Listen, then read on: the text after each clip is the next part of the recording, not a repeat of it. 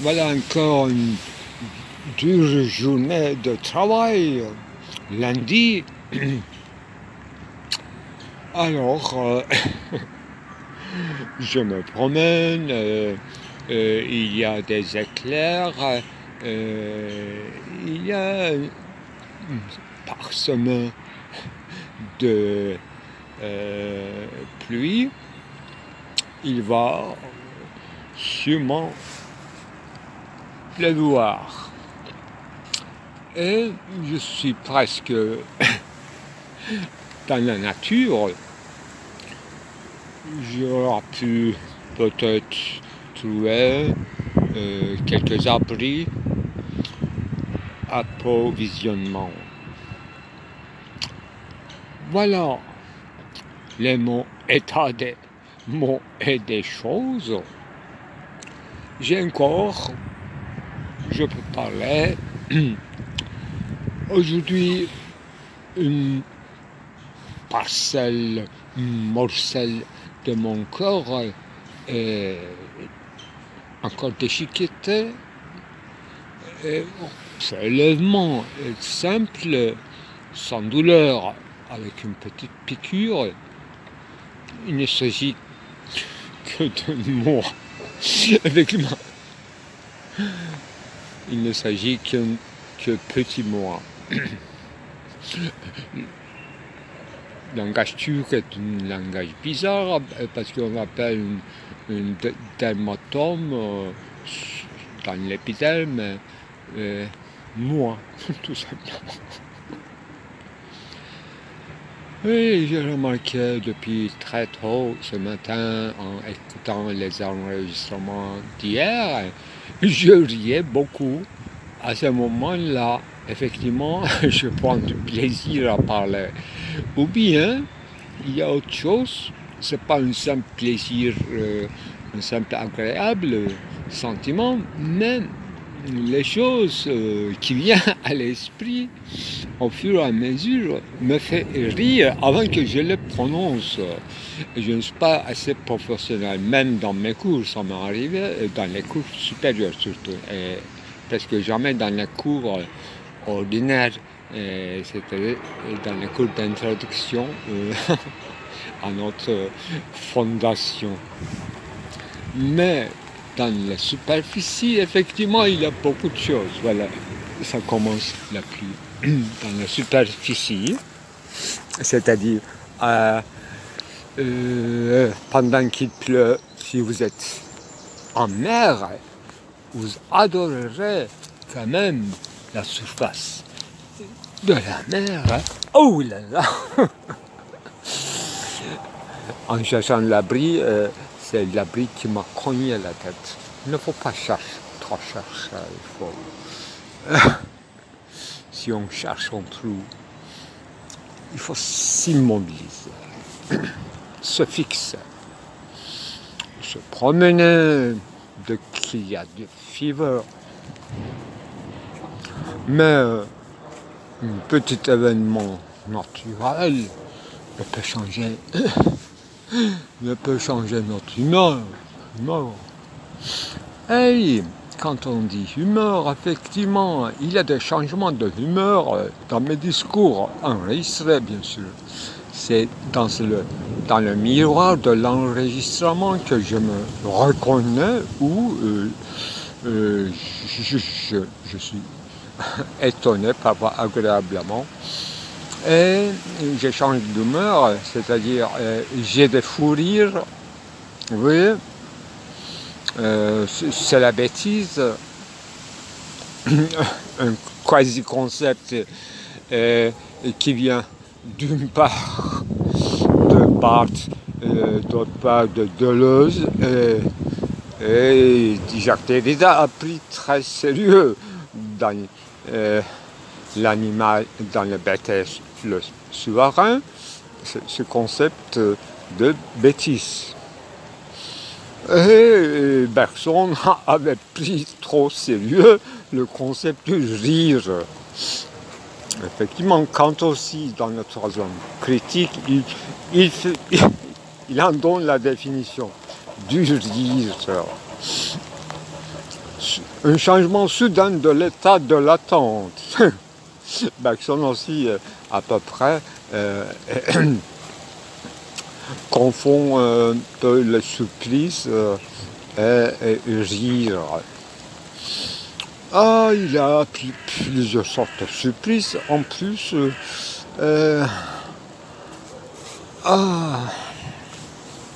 je crois que c'est le titre, le dernier, supposé de mon dernier livre inédité. C'était quoi? Les chances, non pas surprise. Excusez-nous, excusez-moi, moi et moi. Nous, ça fait nous.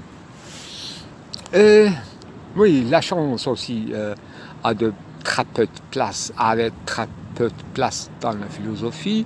Le mot hasard, Jacques Monod, biologie, le cynisme,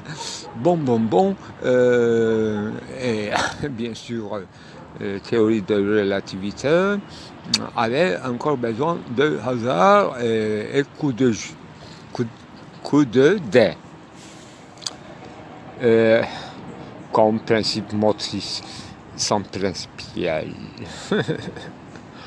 Bon, d'une part donc nous avons des concepts bêtises, rire, fou rire, humeur, changement d'état, changement d'humeur, volonté à huile, shell, Schuld, might, ought, et la chance, surprise, event, événement. Disons, Erfahrung, Gefahr en allemand, et Erlebnis, Leben, Körper.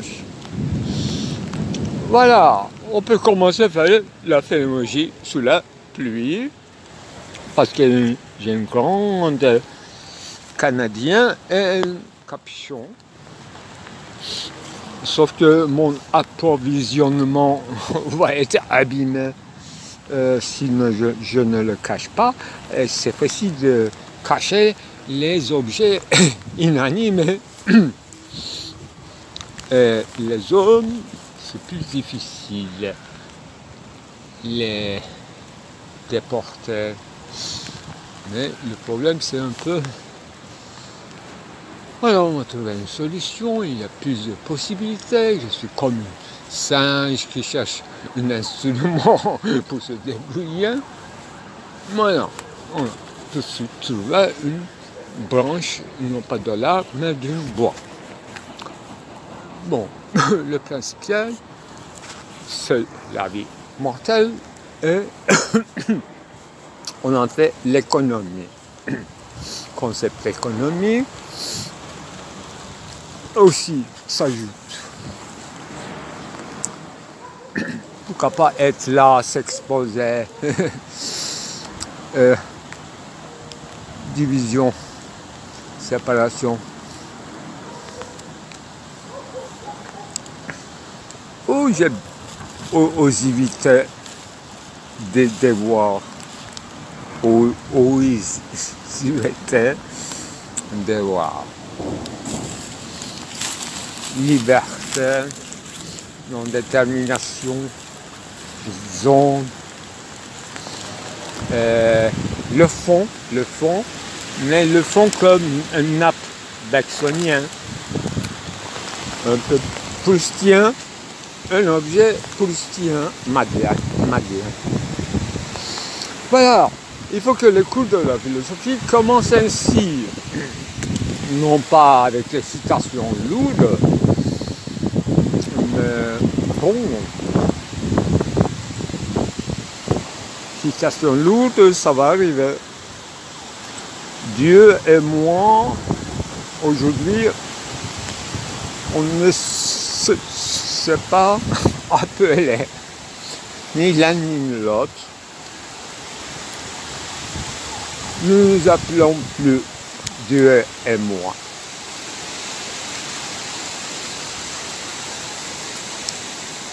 Bon, il faut être sage comme une image est ce dissimulé de notre Dieu Seigneur qui fait pleuvoir les lundis et tout simplement je me déménage vers un endroit plus sécurisé. Maintenant, c'est selon ma taille, mon abri à moi. Alors, Dieu, s'il vient, s'il écoute, s'il vient à notre visitation. Donc, première chose, d'abord, on entend que la pluie et ma voix est devenue encore plus rauque parce que je suis sous le toit. Le toit est très proche à ma tête. Il est 15 centimes entre le sommet de ma tête et le sommet du toit en bois. Voilà, ça fait tout un jeu de mots. Toi, bois, toi et moi et moi, nous. Soyons sérieux. La voix, en français, est toujours, disons, a une sonorité exacte. Voilà, la voix, le son, sonnerie et le vocable de pluie. Oui, il y a des puits ici. Il y a une petite rivière qu'on appelle rivière toute petite, melon. Donc, ce que je voulais dire, il y a un changement d'atmosphère, oui, mais un changement encore plus important des voix, des sonorités. Parce que je cherchais depuis quand même pas mal de temps un endroit tranquille, bien sûr, alors qu'il y a dans l'alentour une grande construction, un grand chantier, et il y a des échos, des moteurs piqueurs qui s'étalent à toute mon intimité, c'est-à-dire du forêt supposé, les boiseries. Donc, maintenant, le travail est fini dans les chantiers parce qu'il pleut vraiment violemment. Tant pis que pour eux, parce que c'est l'heure de, quand même, lunch, hein? Manger. Alors, on est en Ramadan, un bon ouvrier doit manger 3 fois par jour, parfois 5 fois. Bon, comme vous pouvez deviner, je suis dans le même endroit, mais vous n'avez pas encore cette information parce que je n'ai pas encore publié l'enregistrement concerné qui traitait l'histoire de Jaheri, comment j'ai écrit le sujet. Le sujet principal était comment j'ai écrit certains de mes livres, donc le titre d'un livre de Rami Moussal, mais je l'avais fait mien et je me demandais pourquoi et pourquoi. Au lieu de parler de quoi je parlais dans ce roman, précisément, qui s'appelait Histoire de Jaheri. Mais comment j'ai pu écrire, dans quelques circonstances? Je décrivais ces circonstances, j'essaie de me rappeler parce qu'il y a quand même au moins 4 ans, mais Au fur et à mesure des enregistrements sériels, j'ai commencé à faire des contacts avec mon environnement d'ici à maintenant le temps présent. Au lieu de penser relater une passé, écrit, non publié, effectivement, j'ai envie de publier, mais il faut que je me rappelle de ce que j'ai écrit et que je n'ai pas relu. Donc il faut que je ramasse d'abord dans mon esprit et ensuite, avec une nouvel œil, je le relis si je change ou pas, si je me décide de le publier maintenant ou pas. Voilà, c'était ça. Et les lieux dans lesquels je faisais ces enregistrements, et il y avait dans la proximité une construction, des bâtiments massifs,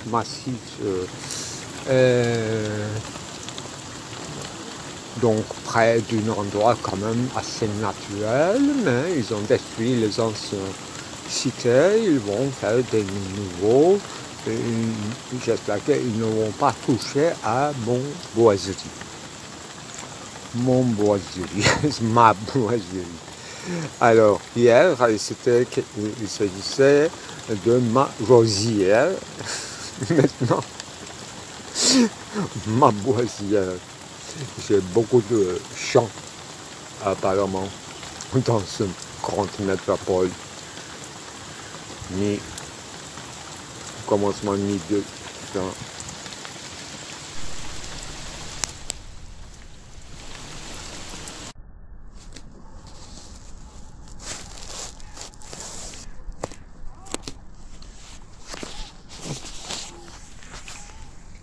Je suis là, l'intrus, inside, non pas un observateur extérieur.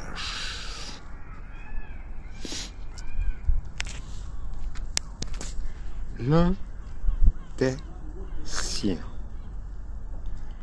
l'un entre autres.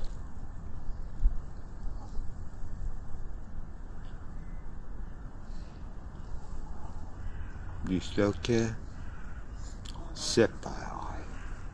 C'est la loi de l'hospitalité, à la manière de Klosowski.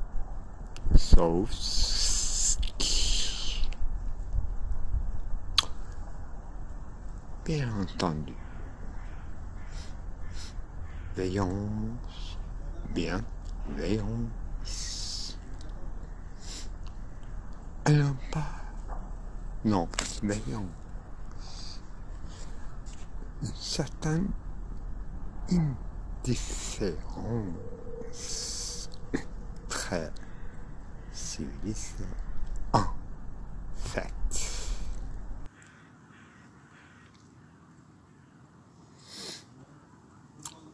Comme on dit, heureusement ou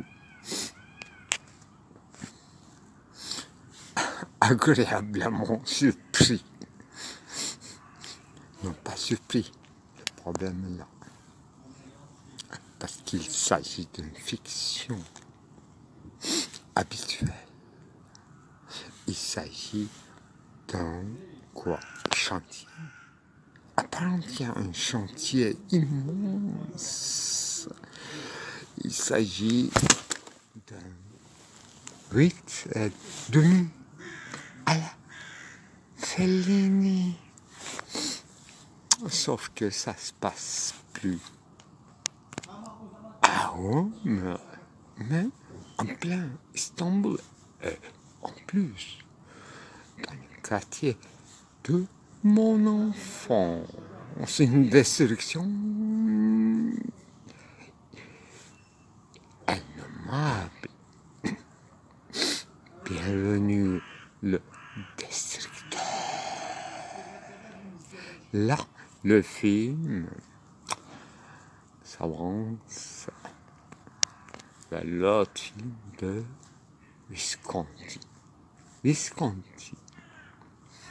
Comment s'appelle ce film? Léopard. Léopard. Tout simplement Léopard. Il y a des autres films de Visconti. Peut-être de Monica Vitti. Et les autres photoromans à l'italien qu'on lisait à partir de notre chère mère dans notre enfance. Ce qui compte ici, c'est l'entrecroisement des voix. Moi, j'appelle que ce soit l'inaudible.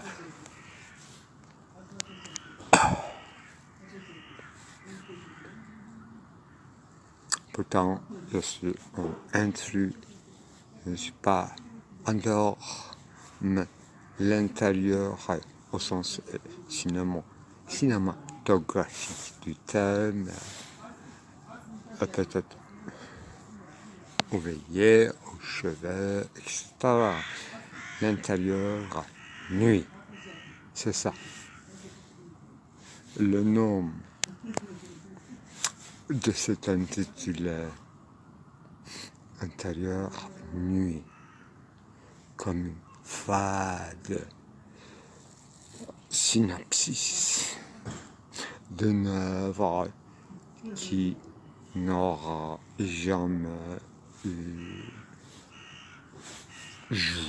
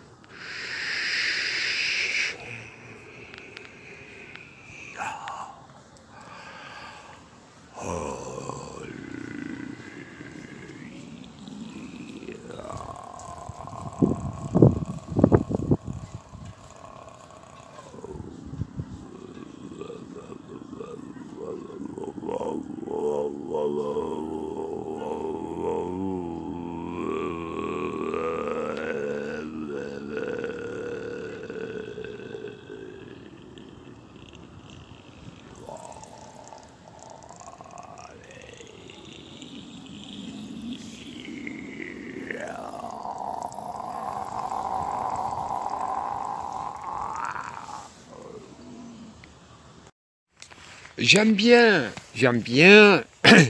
être empirique, c'est-à-dire terre à terre. Je suis sous le terrain, sous la terre. C'est humide. La question n'est pas là.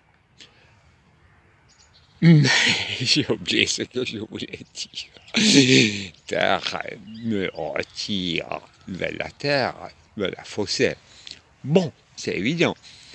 Mais la chose se complique. L'homme, je n'ai pas la définition de l'homme, se retire de l'espace public. Voilà, pour être terre à terre, il faut commencer par le hegelien au marxisme, aliénation, et voilà. Et nous rejetons, nous avortons, nous descendants, nos précédents, nos contemporains, disloqués, et une certaine est seulement nécessaire, comme dit Derrida, autant que j'ai compris. J'ai eu des moments où Derrida, face à face, en parlant avec moi, en connaissant, et qui posait des questions très anodines, comme « Et vous ?» Au-delà de « Quelle est la signification alors de votre nom propre ?» Bon, passons cela. Et vous, vous n'aimeriez pas d'être libre? C'est pas le mot exact, mais il m'avait dit quelque chose comme ça. Et pour montrer sa couleur. Moi, je parle de l'odeur. Lui, attendons. Il a un livre à la fin de sa vie sur quoi? Non pas sur l'odeur, pas du tout sur la couleur. Très peu parlé de la couleur. Attendons et félicitons que j'ai oublié, c'est-à-dire refoulé quelque chose. Voilà. Ce devrait être ce fameux l'un des derniers livres ou posthume. Mais lequel? C'est quelle félicité de ne pas rappeler. Voilà. Il était touché. Il s'agit de toucher Jean-Luc Nancy.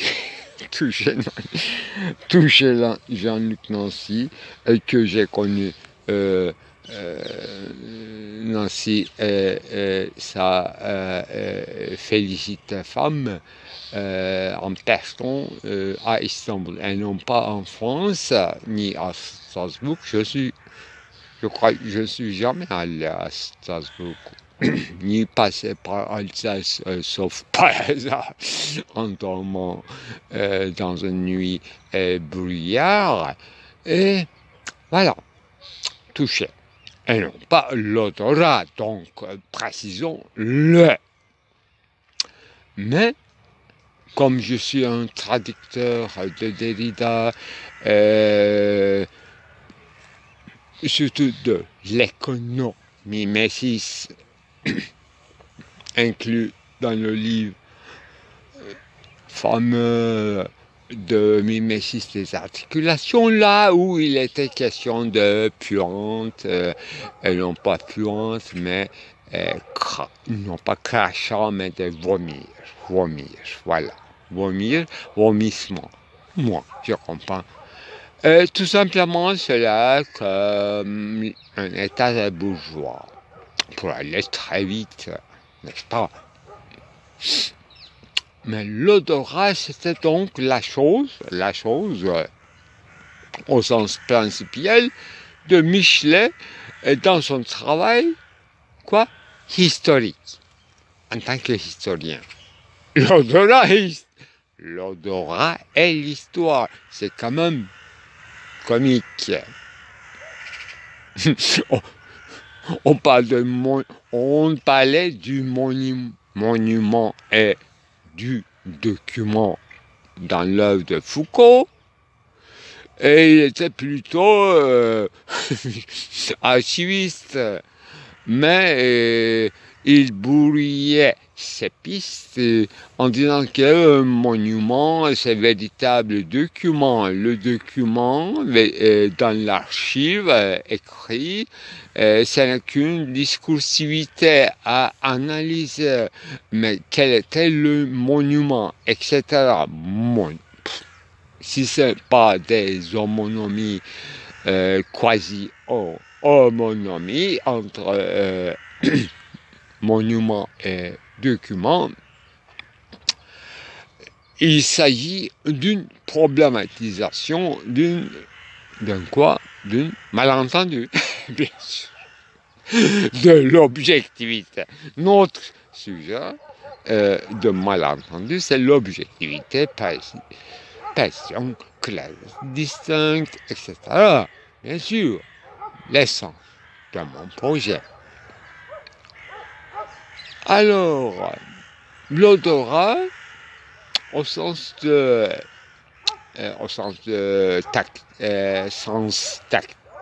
sens tactile, oui, le mot exact, le plus bas, au sens de Hegel et d'Aristote, bien sûr, et d'une manière traditionnelle, repris par Jacques Derrida et développé dans une analyse abyssale dans économie-messis. Voilà, le mot économie.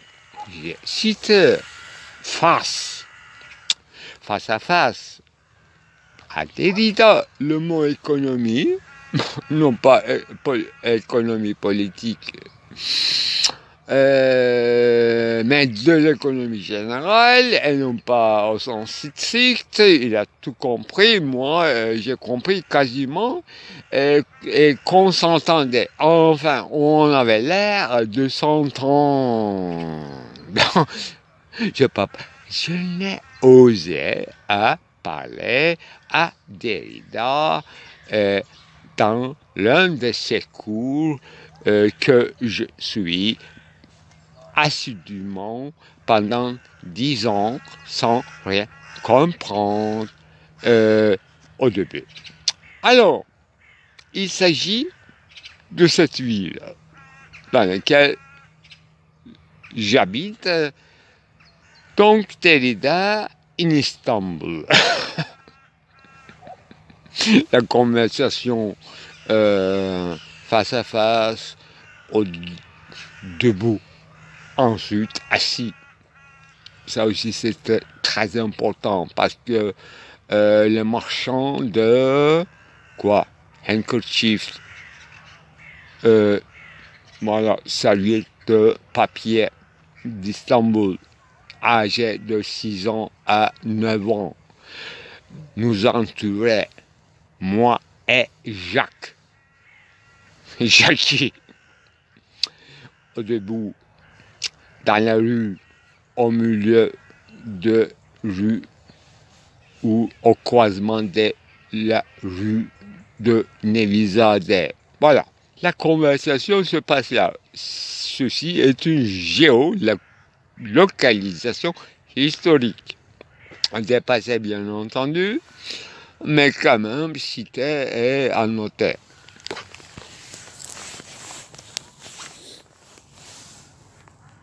Question difficile et cruciale, qui a un rapport avec la naissance ou acceptation comme institution et déroulement de ce qu'on appelle en général ou au sens restreint la littérature, y compris les livres de l'histoire, y compris, à mon avis, vu la correspondance de Descartes avec la reine de Hollande ou Suède, y compris la philosophie, est un genre d'abord qui se diffère, n'est pas statique, il se distingue en sous-genres comme scolastique et comme moi, etc. Donc, c'est une question sérieuse qu'il faut commencer par dire, par un aveu toujours, parce qu'on est toujours dans le cogito cartésien. On ne peut pas être sur des terrains des autres, des archipels, des Caraïbes ou de Madagascar, de la France, Sud-Afrique du Sud, etc.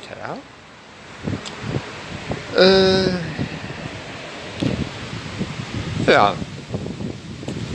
Je vais d'abord répéter Chablon Chem, là où il n'y a pas de loi, c'est-à-dire loi écrite, ou là où il n'y a qu'un souverain dont la parole vaut la loi, là où le souverain ou ses descendants, ses proches,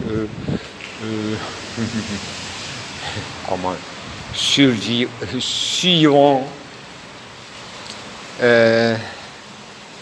Ancilla, pour ces Ancilla, pour se protéger. S'il décide d'acheter un kiosque au Bosphore, dans ce moment comme ça, des ouvertures de nouvelles kiosques, c'était du grand palais, avec 350 iç oğlanı et 350 la femme georgien qui vaut 300 d'or dans le marché à Istanbul au XVIe siècle, là où on est en guerre avec les, malheureusement, Autrichiens. Les Autrichiens, bien sûr, ne sont pas de Vienne, mais de Bessarabia, Roumanie, toute Hongrie, toute Yougoslavie, Belgrade, c'est toujours l'Autriche. Et les Ottomans, bien sûr, avec la propriété passagère par conquête majoritaire de cette terre dont je parle. Donc la question de l'Europe, quel rapport avec notre Holy Coran? Voilà, là où il n'y a pas de loi, il y a un Holy Coran qui dit vaguement la loi, la loi, là il n'y a même pas une table de loi, mais des mœurs bien musulmans.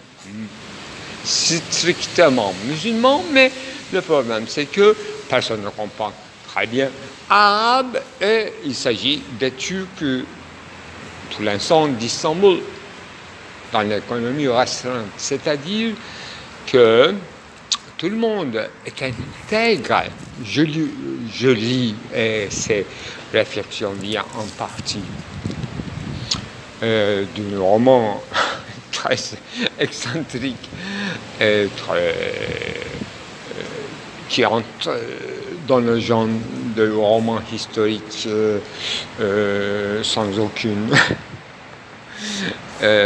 formule de Reşat Ekrem Koçu, dont le titre Esircibaşı, c'est-à-dire un ministère intérieur qui s'occupe avec les affaires des esclavagismes dans l'Empire ottoman, qui a des privilèges, etc. Effectivement, il y a Prime Minister, qui est le petit copain, c'est-à-dire comment on appelle, Yakin, non. Voilà, petit protégé avant qu'il devienne le sultan, on parle de Ahmed III, et son petit amant d'enfance dans le palais.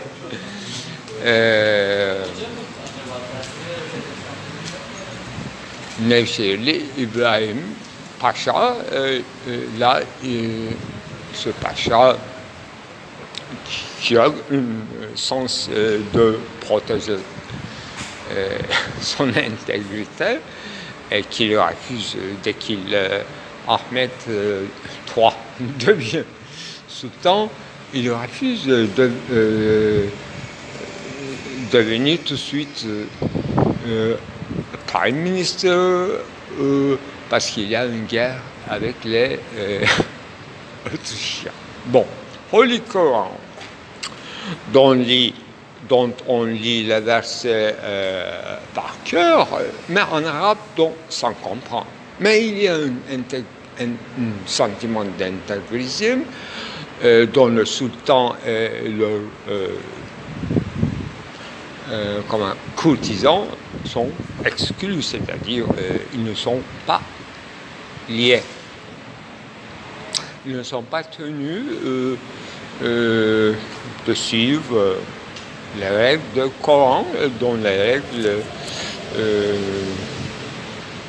sont très simples, parce que Ibrahim, petit amant de sultan Ahmed, il va se marier avec la plus petite fille qui est devenue veuve d'Ahmed, et il sera encore plus proche. Bon. Donc, en ce qui concerne la littérature, donc, on offrait des œuvres, soit poétiques, Roubaï, etc., pendant ces ouvertures des grands palais sur le Bosphore, et des œuvres de là, ce qu'on appelle histoire offerte. Enfin, on parle d'un manuscrit offert au sultan et bien sûr en attente d'une bonne morceau d'or qui va vous aider dans vos travaux pendant au moins 5 ans et que vous allez nourrir votre famille et avoir une vie correcte pour travailler et continuer à écrire sur votre sujet, mais sous la forme, vous devrez écrire entre guillemets littéraire, c'est-à-dire que c'est pas un livre scientifique, mais c'est un livre d'histoire offert à un sultan précis, à un moment donné précis, dans une époque précise, et surtout dans une ouverture d'une palais. Voilà. Il ne s'agit pas d'une prophète, il ne s'agit pas d'une prière à Dieu, mais c'est une genre séculaire. Un genre séculaire qu'on appellerait plus tard l'histoire, le livre, les livres, les études d'histoire. On n'a pas eu beaucoup de changements depuis. Et dès qu'on n'a pas pensé sur cette procédure institutionnelle, c'est-à-dire paragon, ou ce que j'appellerais l'accès, les moyens d'accès à la vérité, que Abby Warburg appelait tout simplement par une raccourci extraordinaire, c'était quoi? Bailwork. Ce qui nous pousse à travailler, ce qui se tourne autour de notre travail extrêmement intime. Nous donnons notre vie, notre temps, tout. Et nous devons absolument entrer dans une genre fort. Alors que Socrate disait que je veux voir, dis-moi, raconte. Mais son histoire, ça va finir encore plus tragique dans ce récit de Timée, dans ce passage, dans cette séquence. Pour être clair, je veux dire maintenant, ça va finir. Selon les dires transmis à partir de Solon et de son petit-fils, jusqu'à nous, jusqu'à cette assemblée, là où on parle, et cette œuvre, c'est ce qu'on parle ici, va devenir une œuvre qui sera intitulée Timée. Et là, cette séquence finie, c'est-à-dire le roman, à l'intérieur d'une discussion, dialogue philosophique, finit avec ces mots-là. Ah, nous les Grecs. Ah, vous les Grecs. C'est une citation d'une prêtre égyptienne. Vous êtes comme des enfants. Vous ne connaissez pas votre propre histoire. C'est nous que nous tenons vos archives. Voilà.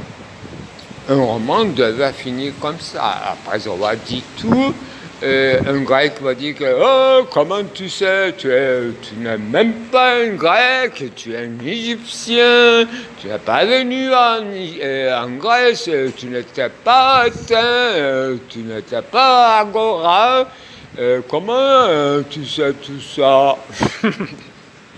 Voilà, ce rire de fou, c'est le mien. Et ce qu'on appelle la littérature au sens général. Voilà, il me semble, hein, je ne suis pas sûr, je n'ai pas moyen de vérifier, mais je note quelle est la différence en français entre mouiller et mouiller. Est-ce qu'il y a deux verbes séparés ou deux états d'un verbe? Participer, c'est impossible, sauf une ajoute de E pour montrer qu'il s'agit d'un genre féminin. Une femme mouillée ou une femme mouillée. Dans la pluie, je sais qu'on est mouillé, mais si ça vient de l'intérieur, donc de notre concrétion, des sécrétions, c'est mouillé. Ça, je suis sûr. Je distingue bien, mais je ne vois pas devant moi le verbe. Le verbe quoi? Comment? Je sais comment conjuguer, mais je ne distingue pas le verbe mouiller. Le verbe mouiller, le verbe mouiller. Mouillir quelqu'un. C'est pas actif, c'est transitif, intransitif. Ça devrait être ça. Voilà, bon, je sais pas comment ça vient, quoi. Enfin, j'avais étudié dans temps, j'avais noté des trucs, mais je ne peux pas consulter. C'est mon français. C'est mon français moyenâgesque. Voilà, voilà.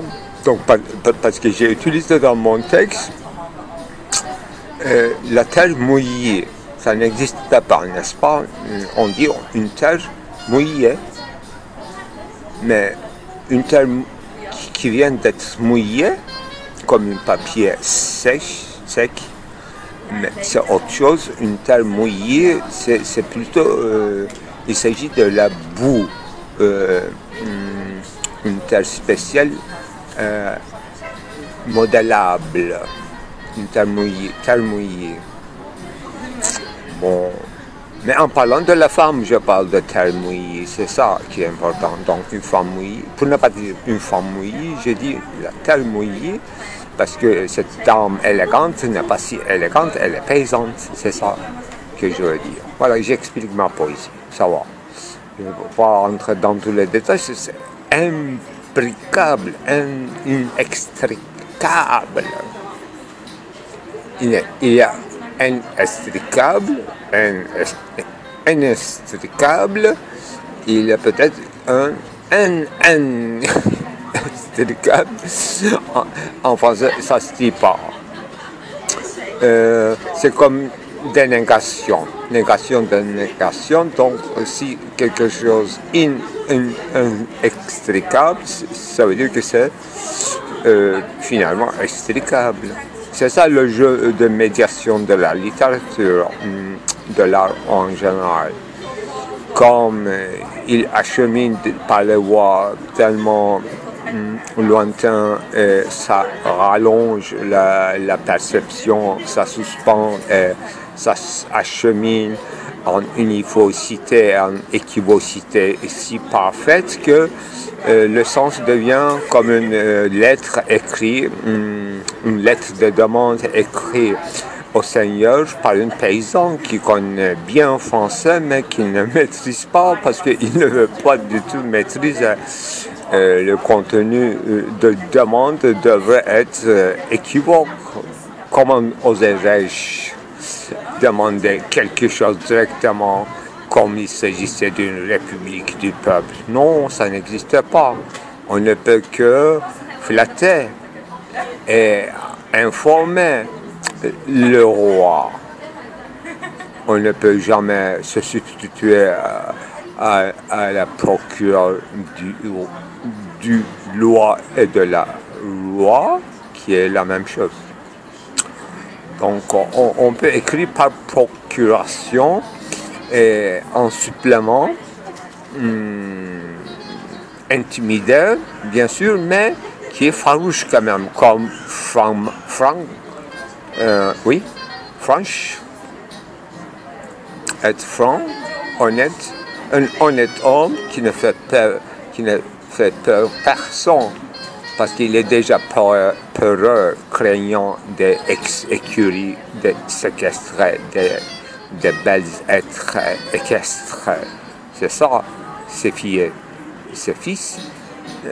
C'est très clair le contenu, mais mal dit. C'est pour ça que c'est touchant et c'est pour ça qu'il s'agit de l'art que je viens d'écrire pour prononcer en voix pour voir et pour en faire un film si c'est possible. Je peux trouver des images, non pas de France, mais peut-être d'Espagne que je n'ai pas trop photographié. Et on sait qu'en fait ça passe à Turin, bizarrement, c'est dans la terre occupée peut-être de l'Italie, ou bien les terres mitigeuses, là où il y a un litige entre France et Italie, et dans la proximité d'une présence arabe, donc de l'Espagne aussi. C'est pas l'époque Andalus, c'est pas du tout 19e siècle, pas du tout. C'est l'époque juste avant la Révolution. C'est pas si loin que 1680. Voilà, ma lettre soit écrite en 1680. Je le...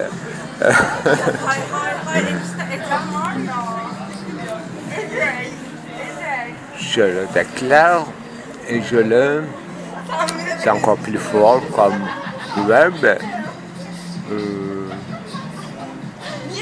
C'est pas je l'annonce, c'est pas je le déclare. Ben, quand je dis c'est fait. Qu'est-ce que c'est? Je baptise. Je date. Voilà, je date. En ce qui concerne l'époque, je date. Et ça fait la date. Plus c'est daté, plus c'est précieux en tout cas. Ce qu'on appelle légèrement. C'est pas un concept propre, ironie. C'est encore c'est difficile de donner un nom à un style. Voilà. C'est nouveau, c'est mon style. Voilà. Mais je vais essayer de formaliser bien pour pouvoir m'avancer. Et plus on formalise, plus ça devient réitérable. C'est-à-dire qu'il y a toujours quelqu'un qui essaie de m'imiter, bien sûr, sans pouvoir s'égaler à l'original. C'est ça qui fait le génie. Ce matin, on était commencé par Hegel Deleuze, n'est-ce pas, assassinat de l'art. Maintenant, il y a une grande piste qui est tout à fait autre chose à découvrir à partir de Derrida. Je me demande s'il a soupçonné lui-même l'étendue de ce qu'il a ouvert comme chemin en posant cette question très intelligente, à la fois très lacanien, mais à la manière de Derrida. Donc, à la question, dans une vidéo, cette fois-ci, c'est pas dans le séminaire, à la question qu'est-ce que l'art, il répond après une gêne momentanée, eh bien, il y a un qui et il y a un quoi dans l'amour, c'est-à-dire dans l'orientation vers autrui en général, donc au-delà des sexes et sexuels, de ce genre de différence empirique, au-delà de cette différence empirique, et il y a, quand il s'agit de l'amour, c'est toujours presque métaphysique, fantasmagorique ou spirituel, mais jamais vraiment quelque chose de nature. Eh bien, il y a un quoi, un qui, très bien, très intelligent, on a bien compris. Donc, ce quoi, est-ce qu'il existe chez qui, ou bien on le place, on le met, on le prête à autrui, qui n'est qu'un qui, mais qui peut être quoi autrement que le quoi qu'il prend celui qui aime, celle qui aime, etc. C'est bien. Être amoureux, sensible et tout, Eros, Lévinas, c'est un peu vite passé ce stade de la réalité, qui est à la fois naturel, à la fois accompagné par le fantasme, etc. Et l'autre chose, surtout maintenant, il faut inclure aussi Lévinas, il faut poser la question que je ne peux jamais poser parce qu'il est mort, les deux. Eh bien, quand il s'agit d'amour de Dieu, au sens, par exemple, kierkegaardien, n'est-ce pas? Oui, on a compris amour charnel. Il y a un quoi? Il y a un intérêt psychique. Au lieu de s'occuper de la personnalité construite, dépasser la révolte de la personne au sens sartrien, est-ce que c'est bien qui, un personnage, un self-made, moi refait, refonde, est-ce un qui, personnalité, ou bien c'est encore quelque chose de fabriqué bric-et-brac, des arguments et des mœurs de l'autre chose, les procédés, ça aussi c'est un mystère. Il faut inclure à notre interrogation Sartre et Self-Realization Theory, etc. Alors, Dieu, l'amour de Dieu, parce qu'on utilise toujours dans la même phrase quand il s'agit d'un christianisme élevé ou un judaïsme qui essaie de devenir assez égal, assez égal. Bon, amour de Dieu, Dieu, représenter Dieu et avoir un rapport amoureux au lieu de quoi? Au lieu de, justement, intérêt, c'est-à-dire au-delà d'un commerce à la fin de laquelle vous allez obtenir ou bien le cadeau, la grâce, ou bien le châtiment, c'est-à-dire l'enfer. Bon, mauvais amour, amoureux, ou bien un bon garçon. Voilà, choisissez-vous. En ce qui concerne Dieu, il n'y a pas de jokes, ça ne se plaisante pas.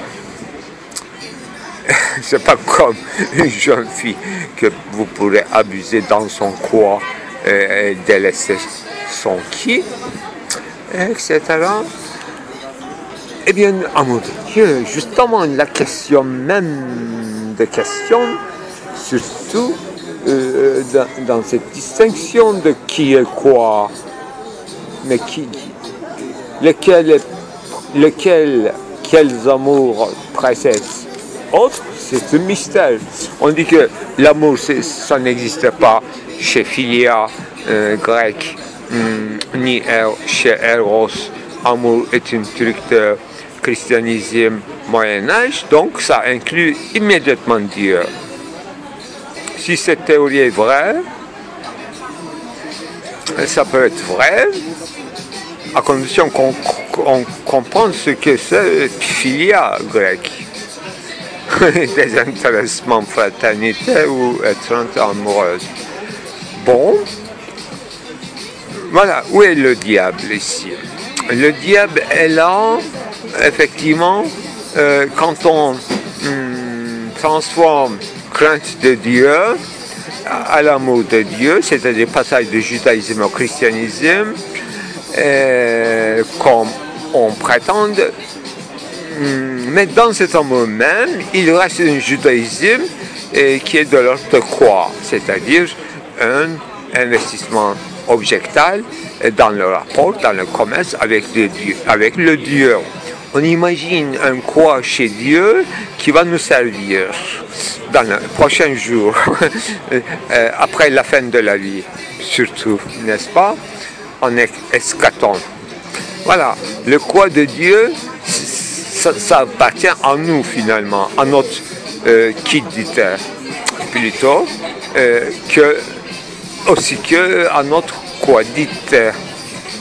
Vous voyez, on est en plein Moyen-Âge, chanson de Latrin. Voilà, les questions très lourdes. Mais l'amour, au sens kierkegaardien, envisage autrement, en fait. Il connaît bien ce commerce réciproque ou unilatéral avec Dieu, cette histoire de cet investissement à Dieu, histoire de judaïsme, histoire de, ou non pas histoire, mais l'élan du christianisme bien connu par Kierkegaard, qui essaie de refonder les choses tel qu'il est en ce qui concerne le christianisme. Donc l'amour. Alors cet amour n'est pas pur, donc il y a un quoi encore là-dedans. Qu'est-ce que ça veut dire? Amour pur au sens kierkegaardien en ce qui concerne à Dieu. Alors aime Dieu de sorte que tu imagines lui, il t'aime. C'est une star d'éléphant, vous savez, en fait, vous touchez l'éléphant dans une seule partie et vous dites que voilà, l'éléphant était ceci. Donc, vous aimez Dieu parce quoi vous croyez atteindre le tout en ce qui concerne Dieu, mais pas du tout. Mais essayez d'imaginer comment Dieu vous aime. Eh bien, tel que vous êtes. Mais vous êtes qui? Ben, je suis celui que je suis, moi. Rien du tout, un petit chrétien. Eh bien, Dieu t'aime dans ce niveau-là. Et tu aimerais combien ton Dieu? Comme une mère ou un père demande à son enfant, combien tu m'aimes? Comme si c'était calculable. Ben voilà, à la fin c'est calculable, mais pas pour nous, par une érudit comme Kierkegaard, Saint-Paul, Lévinas, peut-être c'est possible, mais on ne peut pas savoir en plus combien on aime, combien, c'est-à-dire trop, assez, peu. Voilà, on ne sait pas tout à fait. Mais on essaie de deviner, c'est notre métrique à nous, métrique de foi. Et c'est plus on aime, plus on se dissolue dans son moyette. Eh bien, on se dissolue et c'est seulement Dieu qui reste pour nous aimer.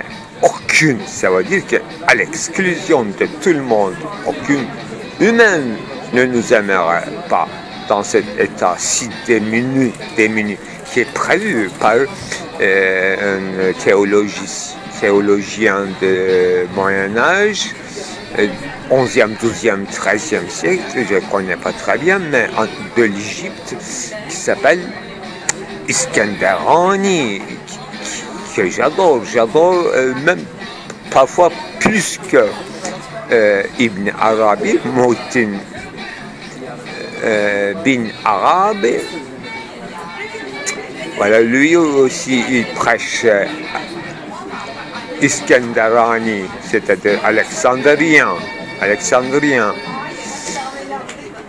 Il prêchait cette inexorbitante donation de la part de l'homme exigée pour atteindre véritable amour de Dieu. Donc, annihilation totale, pour qu'il n'y ait aucun reste de quoi qu'on projetait à Dieu. Et ce qui est l'homme devient un point invisible, imperceptible, que seulement Dieu peut le discerner et aimer sans reste, sans limite. Parce que cet homme-là a perdu toutes les limites. Il est devenu un tout qui englobe tout, en perdant toutes les limites. C'est-à-dire toutes les distinctions catégorielles, jugements d'éthique, morale, tout. Il a dépassé toute l'éthique pour devenir à un état religieux hyperbolique, qui est connu par Lévinas, mais je crois que Lévinas aussi restait dans l'idée au sens kantien du terme. Hyperbolique, pour lui, c'est l'idée au sens kantien. Il faut vérifier. En tout cas, c'est une pièce philosophale, ce point, pour juger, pour Lévinas. Derrida, il n'a pas posé la question à ma connaissance, il reste dans les limites de la question de l'amour charnel, il a répondu, très bien répondu, mais dans la théologie négative, bien sûr, il a parlé de l'amour de Dieu et de Kierkegaard. Il faut chercher s'il y a une trace de cette argumentation chez lui, ou bien c'est mon propre argumentation à moi ce soir inventée. Au revoir.